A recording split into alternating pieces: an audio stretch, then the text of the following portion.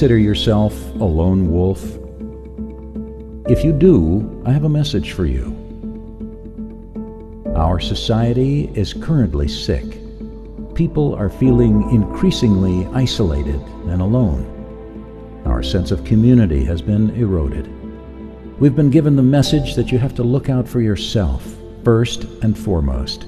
That you have to mind your own business, put your head down, work hard, and take care of your own needs. Don't worry about others.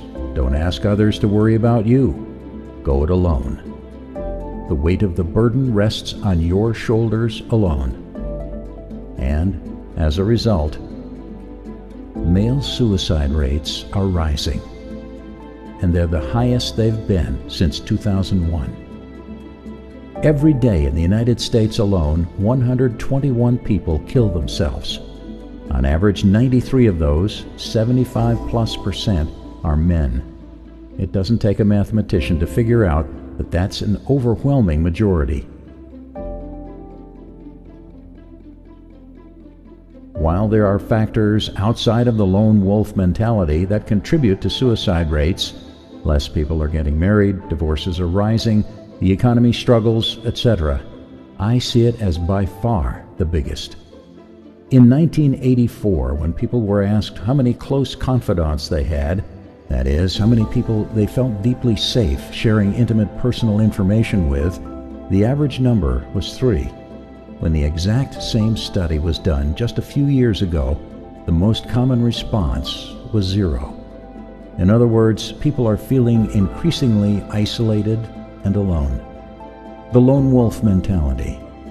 The lone wolf lives by the belief that they have to do life alone, that no one truly has their back, that everyone's just in it for themselves. The lone wolf may feel like asking others for support is unnecessary, unfair, weak, pathetic, or dependent. The lone wolf strategy is also commonly a childhood survival mechanism that served them at a time when it made sense. For example, their parents didn't really raise them, and so they felt like they had to raise themselves. But they're unwilling to let go of, because their ego fears its own collapse. By allowing others to support us, we must be willing to trust, to surrender, to believe that life is more than just about serving our own needs. The health risks of living as a lone wolf are massive.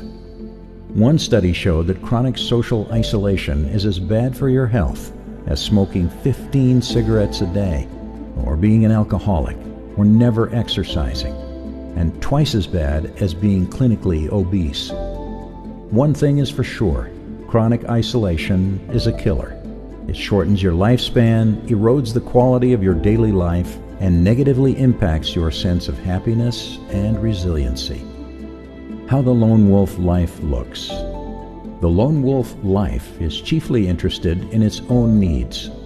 Because no one else looks out for the lone wolf, they must spend an exhausting amount of time, energy, and resources getting their own needs met and fighting for what's theirs. Other people are often seen as an obstacle or threat.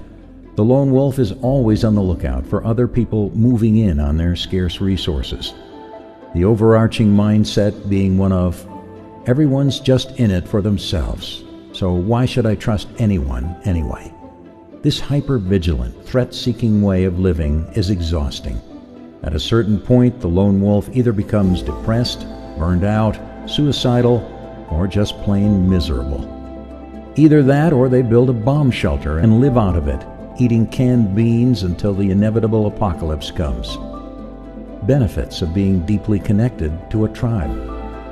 If you've been deeply entrenched in the lone wolf mentality for some time now, it might not seem as appealing to give it up if you haven't reached your breaking point of frustration or aloneness. Here are a few benefits that come from giving up the lone wolf mentality and allowing yourself to be in community. A thriving social life is good for your health. In the now famous 75-year-long Harvard study on what it is that makes people happy, the number one determining factor was relationships. More than any other single factor, the closeness and quality of your relationships keeps you alive longer and improves the quality of your life the most, day to day. You make more money. People with a greater depth and breadth of social contacts make more money. When you really think about it, money is born of relationships. People buy from people. People invest in people. Whether you run your own business, or you work in sales, or you're a service provider of any kind, people work with you, hire you, pay you because of how connected they feel to you. Regardless of what industry you work in, you can try this out. Double down the effort you put into your relationships, and you will see your income and career opportunities skyrocket. You're more resilient to the inevitable stressors of life. Social connectivity serves many functions in your life, one of which is providing you a source of support during challenging times. Challenging situations will arise in your life. People you love will die. You will get laid off from work. You might get kicked out of the place you live in. You might get diagnosed with an illness. When these things happen, having a strong social support network will make you more resilient to the challenges being presented to you. How to overcome your lone wolf tendencies. The truth is that humans are a social species. We thrive when we are in community. We thrive when we feel like there are people who see us, believe in us, and have our backs. We thrive when we are supported and loved by others. Yes, everyone needs some alone time in their lives. There's nothing wrong with that. The problem arises when someone begins to identify as the lone wolf and slowly loses any sense of connectivity with others in their lives. Yes, you can get by as a lone wolf for a time, but without a tribe, it is impossible to thrive. Here are 3 powerful ways that you can start pushing back against your lone wolf tendencies. 1. Fight like hell to create a social life. Step number 1 in giving up the lone wolf mentality is to allow yourself to cultivate a rich social life. Go to events, join clubs, join groups, invest in old hobbies that you love but have deprioritized. Re-engage with old friends. Simply put, extend a lot. Be kind to others. Share yourself vulnerably. Let people see you and become deeply interested in the worlds of others. This will likely require huge amounts of courage, effort, and time, and it will be worth it. 2. Extend to others and offer support. When you have a few friends on your roster, put in a genuine effort to continue to invest in those relationships. It's akin to watering a garden. Put energy into the relationships, and they will give energy back to you. One of the key things that you can do to keep the momentum in your relationships going is to regularly extend to your friends and offer them support. If you've done a good job at understanding them and knowing their needs, wants, and goals, then it should become easy to know or predict what they might need help with. Maybe one of your friends is coming up against some money troubles, and that's one of your zones of genius. Or maybe you know that another friend is struggling with their spouse, and you can offer some support by listening to them.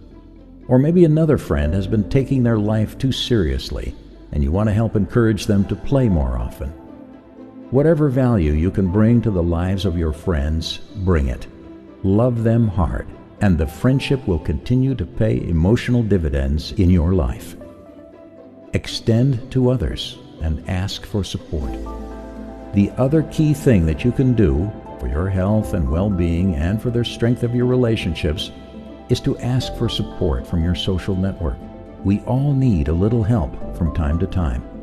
Allowing yourself to be seen, witnessed, and supported by your friends will strengthen the ties of your social connection for both of you and give you the true sense that you do not need to do life on your own.